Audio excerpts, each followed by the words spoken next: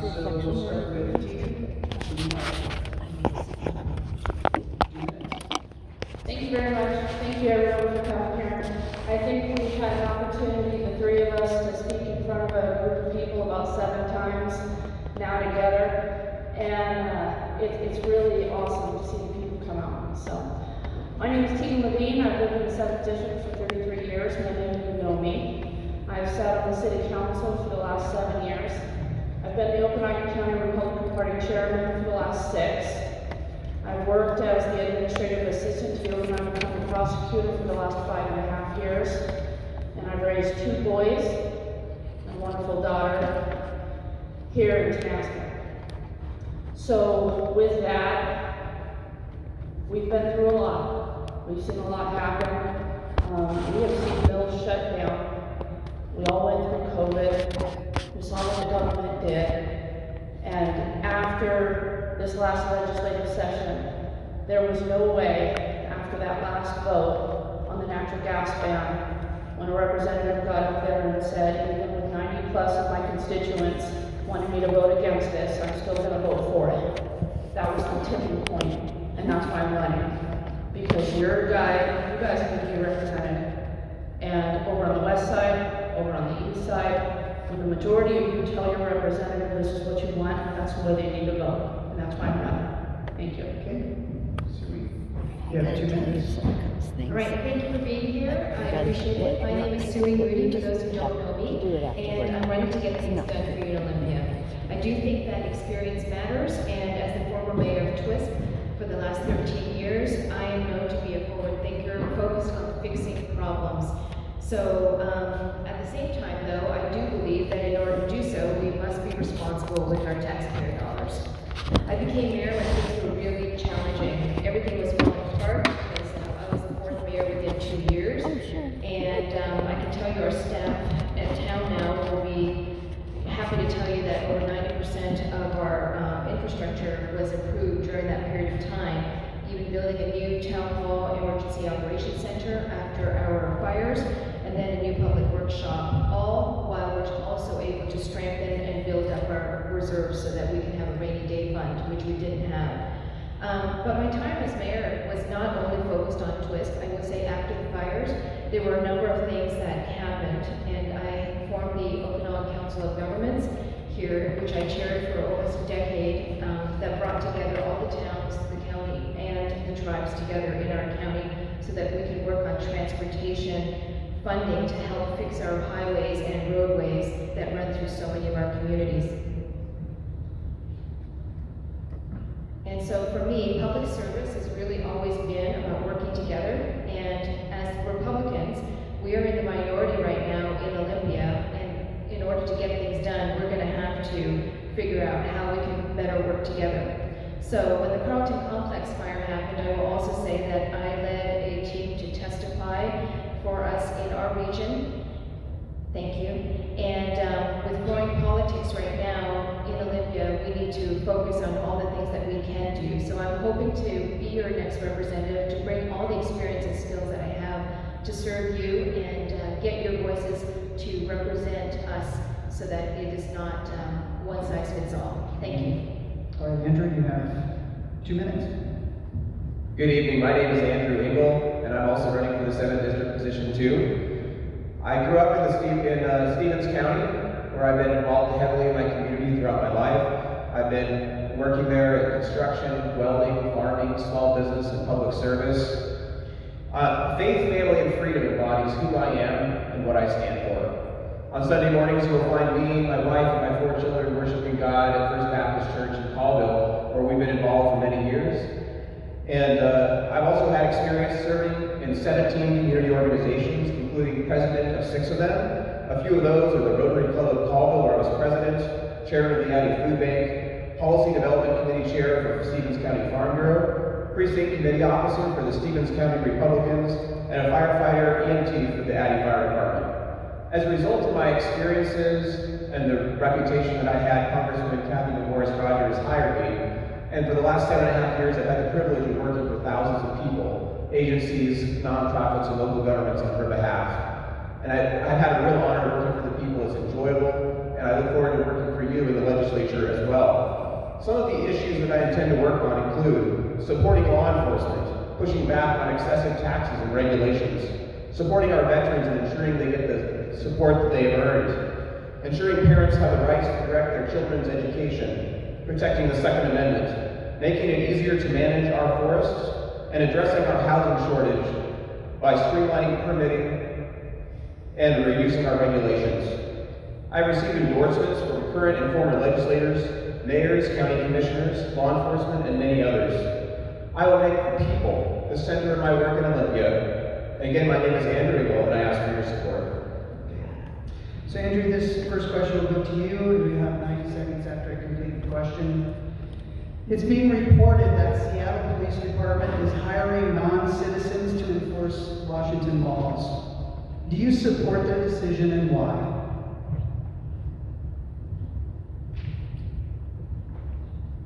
That's a good question I have not thought about. So as long as these are if they're legal people with authority to work here, and they're taking an oath to uphold our Constitution, and they prove themselves trustworthy, I don't know that I would have to think more about this and whether that would be a problem. But I can't say specifically if that's a problem. Okay. So you need me to read the question? Actually, yes, if you don't mind. I would like to hear. It is being reported that Seattle Police Department is hiring non-citizens to enforce Washington laws. Do you support their decision and why? My answer is no, and I have had a police department under me, and I will say that they are trained officers for a reason. It's a very challenging job. I support local law enforcement and the training and all the equipment and tools that they need to do their job properly. I don't think that giving, non-citizens who don't know the laws here in Washington State the ability would be very effective, because they don't even know what the laws are to properly manage our, the laws. And so it would be very challenging. So I would say no. Thank you for the question. You need to repeat the question? It is being reported that Seattle Police Department is hiring non-citizens to enforce Washington state laws. Do you support their decision and why? Absolutely not. The police officers that left there, we weren't paying them enough, we weren't supporting them enough, and they don't want to go back. We need to support them. We need to pay them more than what people are getting from McDonald's. And we need to give them, the legislature needs to go back, fix the laws, and make it so they can do their jobs again. Their job is to protect and serve, and that's been stripped away from them. So the reason they're trying to get non-citizens is because our guys are tired of their rights being stripped away in order to protect and serve us. Okay, this question will be for you, Sue. You'll have 90 seconds after I read it. If you need me to read the question again, it's long. A new law was added this year entitled 28A Common School Provisions under Chapter 605, Parent Access, which states the legislature finds that parents are the primary stakeholder in their child's upbringing. Would you support amending this law, or adding a new law or a constitutional amendment that legally declares the state, recognizes that the state's role is secondary and supportive to the parent's primary role? So I want to make sure I understand too. It's a long question. That last part, could you just repeat that last part about Of course. the state? Would you support amending the previous law this year, or adding a new law or constitutional amendment that legally declares that the state recognizes that the state's role is both secondary and supportive to the parent's primary role? Okay. Well, as a parent myself, I will say that I think we are guardians of our children, and we have the exclusive rights of what is happening with our Carrie told children, me and we should she be informed of what needed they to, are until they are no longer she would get back to under me, our and I'm care. sure she will. But But as there's children, they do require the guidance, and so I do believe that Congress would be that different power is than with the state. They would, parents to as do far what as they having a need to do. dual citizenship. It's all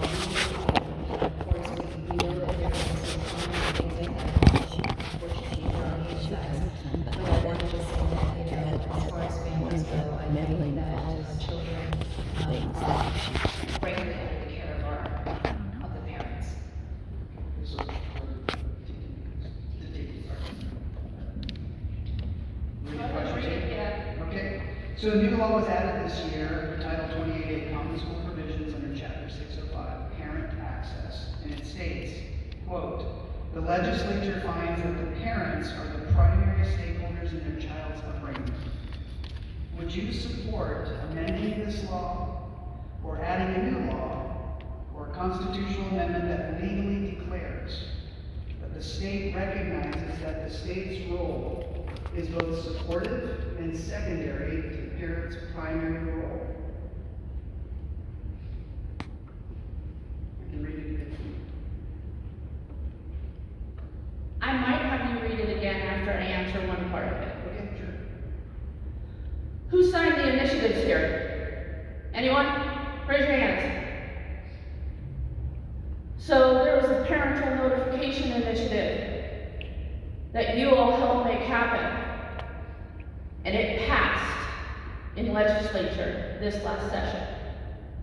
So the parental notification was returned and parents knew what was going on in their kids' life that is spent the majority of the time here in schools. So, because there's unintended consequences in making a decision or answering a question, I do not support any law that would go against the will of the people and anything that had to do with that initiative. So, we are the primary stakeholders as parents. We raise our kids, we should have a right, we do have a right, of where our kids go to school, what to teach them, we should know about it, and we are there. They trust us. Our kids, they learn from us, and when something's wrong, we need to be able to stand up, know about it, to stand up for them. I'm already done, so I didn't get to answer it. No worries. Okay, Andrew, you read the question? No, I believe I understand it, and yes, I would support that policy. I believe that absolutely parents are the primary stakeholders. The state should have a supportive role. The only place the state may have a jurisdiction is if parents are abusing their children. But other than that, the education and the upbringing of children is the parents' responsibility, and the state should not be infringing upon that. Amen. Okay. So this next question will go to Tegan. Pass it on to her. Attorney General and Governor candidate Bob Ferguson lobbied the legislature to create a domestic terrorism and violent extremism commission this year. It failed. Would you support his efforts to resurrect his initiative, and why? Absolutely not. So he is taking guidance from entities that are not elected officials. He's taking guidance and reports of calling organizations that are most of the people in this room are part of. And I mean, pretty soon NRA is going to be a terrorist group. So no, I wouldn't support resurrecting Bob Ferguson in his attempt to do that. No. Okay, Serene. Attorney General and current Governor candidate Bob Ferguson lobbied the legislature to create a domestic terrorism and violent extremism commission this year. It failed. Would you support his efforts to resurrect his initiative, and why? I'm not familiar with the initiative, I'll just say that right now. I'm not surprised that it failed, but at the same time, without knowing anything, I can't imagine supporting, an agency like that, especially when the people didn't even vote for it. I mean, it failed in his own, when there's a majority of Democrats. So I don't understand, if it failed there, how it could be a viable one to bring back again. So I would just say that I'm not familiar with it, but I can't see, obviously it didn't pass, even with the majority of Democrats, so I can't see that moving forward either. So, thank you. So Andrew, the Attorney General and current Governor candidate Bob Ferguson lobbied the legislature to create a domestic terrorism and violent extremism commission this year, and it failed. Would you support his efforts to resurrect his initiative, and why? Absolutely not. I believe that this sort of activity is a way to label people and to discount them, and it disrupts the legislative or the representative. It's a disruption to the system of government that we have and undermines people's free speech. So this next question will start with you, Andrew. The Utah legislature passed a personhood law this year prohibiting the state and local governments from equating animals, nature, artificial intelligence, inanimate objects with human beings. Would you support a similar law or a constitutional amendment in Washington, and why? Could you repeat the question again? Of course. The Utah State Legislature passed a personhood law this year prohibiting state and local governments from equating animals, nature, artificial intelligence, inanimate objects with human beings. Would you support a similar law or constitutional amendment in Washington, and why? Yes, I would support that, because those other inanimate objects are not persons and should not be given the rights of people. The job of the government is to protect the rights of life, liberty, and property for our citizens, and protecting those resources is an important way to take care of the earth and take care of the people around us. But those inanimate objects are not people and should not be given rights as such. The Utah State Legislature passed a personhood bill or law this year prohibiting state and local governments from equating animals, nature, artificial intelligence, and inanimate objects with human beings. Would you support a similar law or a constitutional amendment in Washington, and why? Yeah, I would support the fact that, inanimate objects and all the things that you listed are not human beings. And so that, in my mind, it kind of defies logic to even require it, but I would just say, since the question is posed in that way, yeah, I think it's pretty clear. So just to be clear, so Yes. California last year passed a law recognizing the Klamath River as a spirit person. Connecticut allowed a dog to have an attorney in state court.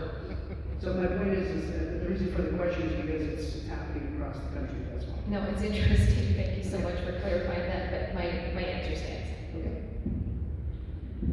So taking the Utah State Legislature passed a personhood law this year prohibiting state and local governments from equating animals, nature, artificial intelligence, inanimate objects, etc. with human beings. Would you support a similar law or constitutional amendment in Washington State, and why? A similar law, yes. Utah rocks. Pretty happy for that. We have a lot of AI coming out. We have a lot of things happening where people are not sure who they're talking to anymore. And I think when it comes down to that inanimate objects and an animal in the court, I don't understand that. That just seems way beyond anything we would have ever had to even think about 10 years ago. In fact, it sounds just a little shy of insane, or is insane. So yeah. Okay, Sue, this question is for you. Just Sue. Sue, sorry. Do you Vote Sue. Sorry. And I said vote Sue. Do you support the Growth Management Act, and why? I don't, and we don't have it here in this county, so I'm thankful. It keeps it very simple for us, especially since we don't have the population. I will say that I do push back a lot at local levels for the last 13 years on things that don't fit us. This is not a right-sizing thing. Okanagan County does not have the populations, and I think, the previous group had already explained that, how things look here in our county are quite different than how things look over in King County. So I will say, yeah, I do not support a GMA situation here because I don't think it's appropriate or right-sized. Okay. Andrew, questions for you. Do you support the Growth Management Act, and why? I do not support the Growth Management Act. After about 30 years of the Growth Management Act, we've seen a lot of problems. Stevens County that I live in was one of the counties that opted in, took the money, and it's been a nightmare ever since. It's made it much more difficult to address our housing shortage, and as well as a whole host of other regulations that came along with that. A lot of small communities are not developing, where they're saying no to people for things that maybe they even could do because of fear of getting sued over compliance issues with the Growth Management Act. I furthermore support legislation to make it simple for any county to opt out of the Growth Management Act it's currently in. If the county commissioners believe that it is not helpful or it is detrimental to their people, that they should be able to hold a hearing, pass a resolution, and be out. It should be that simple. So Tegan, do you support the Growth Management Act and why? No, I don't. I had an interesting conversation a couple weeks ago with someone in regards to the history of the Growth Management Act. And the original intent, I think, was they wanted to make things better. They didn't want a high number of homes coming into agricultural lands. And now the Growth Management Act has been weaponized. And I really don't think it's a good fit for the 7th District. I don't think there's the majority of the population in the 7th District would be in favor of it. I'm not in favor of it, and I think it really hinders the ability for people to be able to do what they want to do with their own land. And so, yeah, I would be against the Growth Management Act. Okay, this question is for you. Do you support dam removal and why? No. I don't support dam removal. We have several forms of electricity, and one of them being nuclear, one of them being the dams. They are the cleanest type of energy out there, and by taking out dams, they end up relying on other sources of electricity that are not as clean, unstable, and damage our environment. So, no, I'm not for taking out the dams. Sue, Yep. do you support dam removal? No, I do not, and I will say that, we have, we're very fortunate to have hydroelectricity here. It is reliable and it is consistent.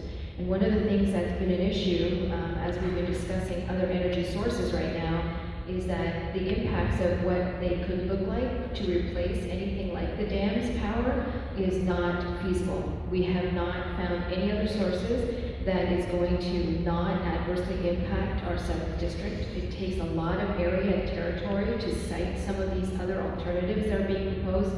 But even if that were to happen, the issues are that it is also a storage issue for the energy, and we're not going to be able to get it as consistent either. The loads that are required to keep up with the demands that we have right now in our county and our district are not, it's not feasible to actually replace it at this moment in time with anything else. So that is a huge issue when we consider what, a removal of the dams, the damage it could do is significant, and I think it's a huge issue moving forward if we don't have anything else.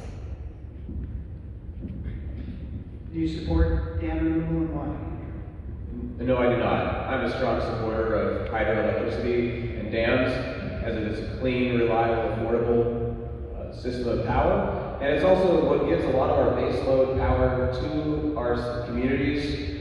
Without it, this is one issue I work on extensively in the congressional office on the Snake River dams removal efforts, or the battles there. And I've talked to a lot of farmers and people that work at the dam and work with the fish. And I think there's a lot of opportunities to enhance some of those systems. We could actually increase hydroelectricity without building new dams by electrifying all the dams we have. And so, no, I don't support dam removal. Okay. So this question will start with Tegan. I'm sorry, with Andrew. Sorry, my bad. Does Title 34 of the Administrative Law and the Washington Administrative Code fulfill the legislature's 1988 intent to provide the public and the legislature with greater access to administrative decision-making, and why? I probably need you to read that one again. Sure. Does Title 34 Administrative Law and the Washington Administrative Code fulfill the legislature's 1988 intent to provide the public and the legislature with greater access to administrative decision-making, and why? Unfortunately, I'm not sure that I understand, because I don't have a background in what some of these codes are, to be able to effectively answer the question. So the Administrative Procedures Act, passed in 1988, allows the agencies that are under the Department of the Executive Branch to make rules. And it has a rulemaking process, or an adjudication process. The Washington Administrative Code is the code that's made by those agencies. The intent in the RCW, the legislative intent, they said, our intent is to provide the public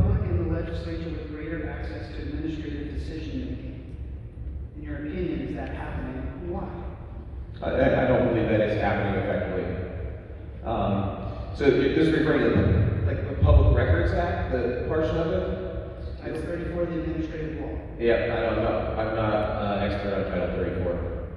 Okay. Sue? I will say that, as far as rulemaking goes, I do think it should be the people and the legislature that, you elected to be there to have that full transparency of what those laws actually mean. And so, I think if it's unclear as to how those laws were formed, I think that's a problem. Because we need to make sure that people understand the intent fully, that, what those policies stand for. So I think we are obviously a little bit perplexed by the question because it is clarity in the people. I think it all should be back to the people in my mind, in which, you should have the power about what it is that we're trying to do in the legislature, and that should be very transparent. And if it's not, I think there is an issue. So I appreciate the question, but I would like to learn more about it as well. So I appreciate the question very much. Title 34 Administrative Law of the Washington Administrative Code. Does it fulfill the legislature's 1988 intent to provide the public and the legislature with greater access to administrative decision-making? Why? So I was thinking if I heard that for the third time, maybe I would be able to answer it much better. I'm not, if I could sit down and write an answer and do some research, I probably would do much better. But if it does come into rulemaking and we're talking about,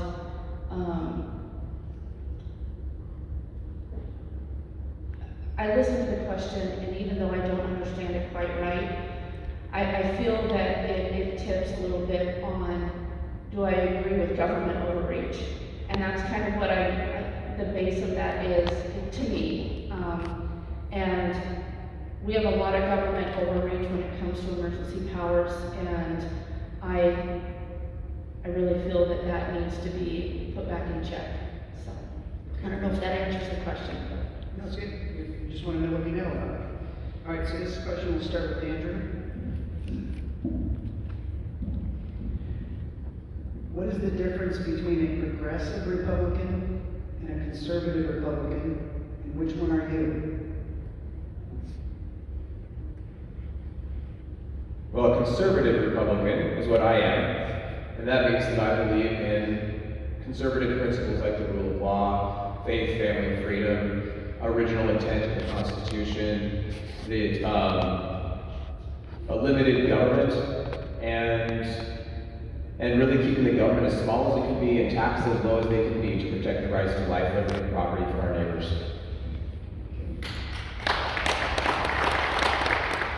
So what's the difference between a progressive Republican and a conservative Republican, and which one do you consider yourself? I actually haven't really spent any time thinking about whether I'm a progressive or a conservative Republican, I'll be very honest. But that being said, the things that were mentioned regarding the Constitution and our conservatism, fiscal and not overreaching government, those things do stand for me. And as far as anything else goes, oftentimes we equate the word progressive with being something negative. And I just want to say right now that because I don't understand exactly the definition of it, the only thing I will say is that I am also very forward thinking though, which means that I want the best for our communities and the generations to come. But that doesn't mean that I am not conservative Republican either. So I'm not entirely sure without knowing the full definition. I will just say that, I do not believe in overreach. I do believe in frugality and proper accounting and responsibility for taxpayer dollars. I think that we need to be very responsible with what we do as we've been entrusted by the people who put us in office. And my oath is always to, serve according to what the will of the people is in those areas as to the best of my ability. But I will look forward to the future and finding new ways to make sure that our economies are going to be solvent and that our small businesses are supported, as well as the future for the education of our children and moving forward to having the skills that they need. So, thank you. Dean, what's the difference between a progressive Republican and a conservative Republican, and which one do you consider yourself? I consider myself a conservative Republican. I think a progressive Republican aligns pretty well with what's happened to us in the last 30 years in this state. And I think we need to bring it back home. And I think a conservative Republican, we've said it all through this campaign on both sides. I think every candidate has said it, but faith, family, and freedom is what a conservative Republican is all about. And I really think that needs to, whoever gets elected, elect someone that believes in that. Because that's what we need. That's what the whole 7th district needs, and you need a representative that truly believes that over in Olympia. So, Sue, this question for you. What are your top 3 legislative priorities going into January 2025? Well, the first thing is to heal us. I think that, coming together as Republicans is really important for me. I do see that there has been division, which I think is very sad. That is one of the things. Because I believe that we have so much more in common as Republicans than we have differences. The other thing is, that might sound like one, I think it's the overarching for everything else that we need to do right now to make sure that we are having all the things that we need for our homes here, and that is for the future. So, fires are a big deal. I've been mayor through 3 federally declared wildfire disasters in our community, and I will say that though there's been some improvements, there's a lot of need that we have to make sure that our communities are safe. I believe the same thing for public safety, law enforcement. They need to be supported. This is a difficult job, and we need to make sure they have the right tools and the ability to do their jobs effectively. I think those are 2 or 3 of the biggest things that I see right now that we really need to tackle. But I also think that economically speaking, our small businesses and our industries, farming, we need to better support our farmers and our agricultural lands. So I think that's another issue. Water resources is going to be a big topic moving forward, and I've got the background to talking about water resources and how we can make sure that we can secure our water rights so that they are not lost for future generations. Thank you. To Andrew. What are your top 3 legislative priorities beginning January 25? So the top issue is going to be public safety and our fentanyl crisis, supporting our law enforcement and ensuring we get that under control. Also then pushing back against our excessive taxes and regulations and addressing our housing crisis. We have the worst housing shortage in the country, and that's largely a result of those excessive taxes and regulations in the construction and land use areas, and that's what I want to work on. What are your top 3 legislative priorities beginning January 2025?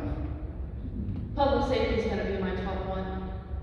We do have a huge fentanyl crisis. We have a lot of attention to our southern border, and we have a horrible problem that's escalating. It's been bad for years, and it's escalating on our northern border. And the 7th district borders geographically the most land mass of any district. And we need to work with the federal government and make sure that we keep that fentanyl out of our country and out of our state and out of the 7th district. I'm going to use my notes because I don't want to forget anything. We also have a $19 billion surplus. We have officers waiting to get into the academy because they don't have extra training opportunities there. They could put several more cycles of training in if they could use some of that money. And we need to support them again in order to keep our communities safe. Another thing, I think I only have 90 seconds, but we need to support our victims through everything that's happened with the lawlessness of Washington State. There's a lot of victims that have gone to the wayside. Rapists, really quick, sit in jail, have iPads, get to do their GEDs, everything else, and the victims sitting in a basement scared to leave their home. We need to change that. So that's really only one, but there you go. Okay, so this is going to start with you, T. Oh, What does compromising with Democrats look like in Olympia to you?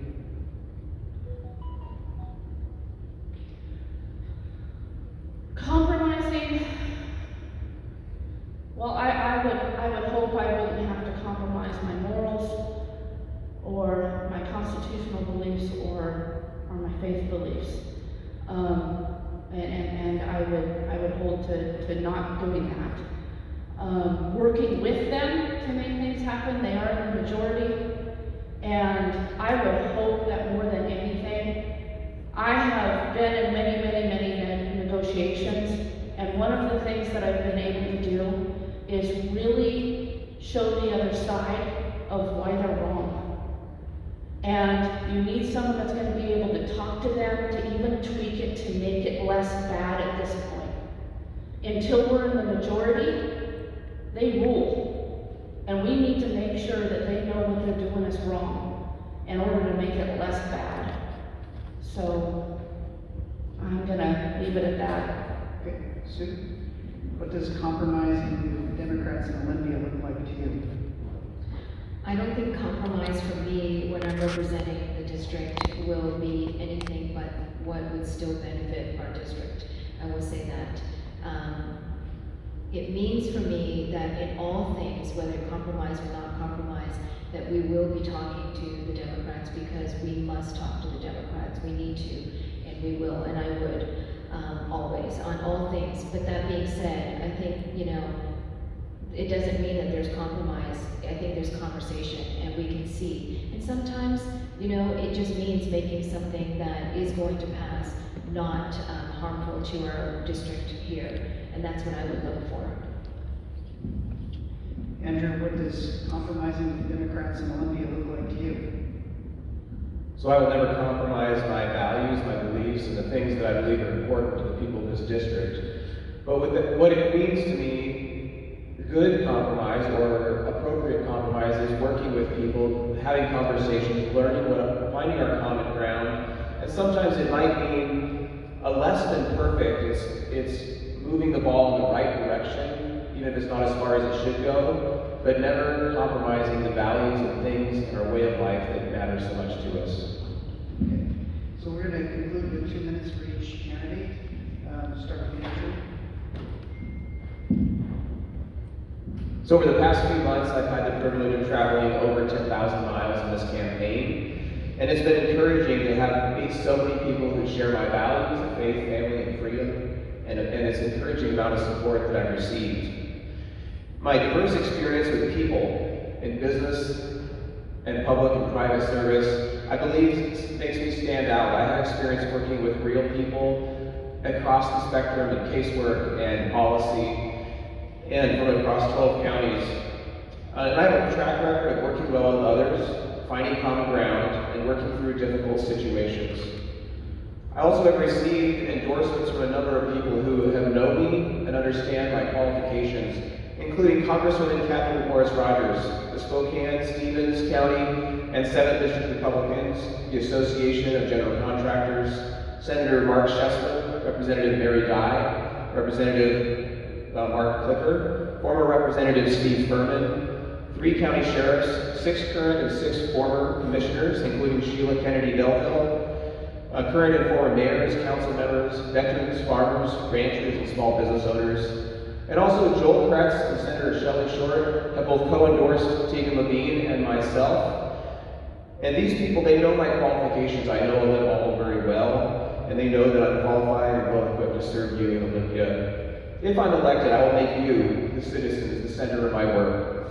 And I will commit that I will always prioritize people over special interests. I will never be bought. I'll maintain an open door policy, and I will keep showing up to your communities as long as I stay in office. I commit to working full-time in this position and never letting you down. Again, my name is Andrew Eagle, and I ask for your support. Sue, you have 2 minutes. Thank you. Well, I would just start by saying, it's been a pleasure to be here in front of you and all the people that we've had the opportunity to be in front of already, speaking about why we're running. For me, it is all about public service. And though I did say it earlier, because I think it's been said a lot already, I do want you to know that it is about my faith, which is why I am also running. I have a strong faith in my God, and I will say that is who has guided me the last 13 years as mayor through all the disasters and everything. But that to me is just foundational for everything else that I've had to make decisions on in my life and on behalf of our communities, and particularly in Twist over the last 13 years. It's also what has driven me to work together with others and hopefully bring us together and find common ground on so many issues that matter to us here at home. My heart and soul is here in Okanagan County, and you know, it's such a huge district, but I see so much in common with all of us, and that is kind of what I'm hoping to also be able to bring to the table, is the ability to be effective with my experience in Olympia for you. The relationships that I've had the opportunity to build across the aisle, and then also talking about endorsements. Yes, I have many endorsements as well. Please check my website, voteforsue.com. It is also Senators Parlett and Senators, oh my gosh, I can't even think of it, Judy Warnick in the 13th District, Douglas County Commissioners, as well as two of our Okanagan County Commissioners here as well. I will say that countless mayors and others have supported me, other state legislators, but please do check my website, and I just ask you to consider the opportunity of what we have and what we are all offering you, and I say vote for Sue, and thank you so much for hearing us tonight. Thank you. Tegan, you got 2 minutes. Again, thank you all for coming. So 20 years ago, I kind of started out this endeavor. We had RMAPs, Road Maintenance and Abandonment Plan, and we had roughly 800 people show up to the Agriplex fighting against this. And I remember walking up behind Joel Kretz, Haverleys were there, everyone was there, and they fought hard, and they got it to stop. And that's empowering. The people made a difference. And after that, I stayed a little involved, and then about 10 years ago, I was like, wow, things are really bad.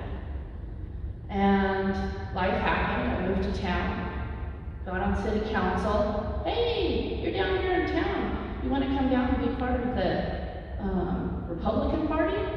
And I thought that was really cool, because I got to be part of the party. Well, boy, did my eyes open up.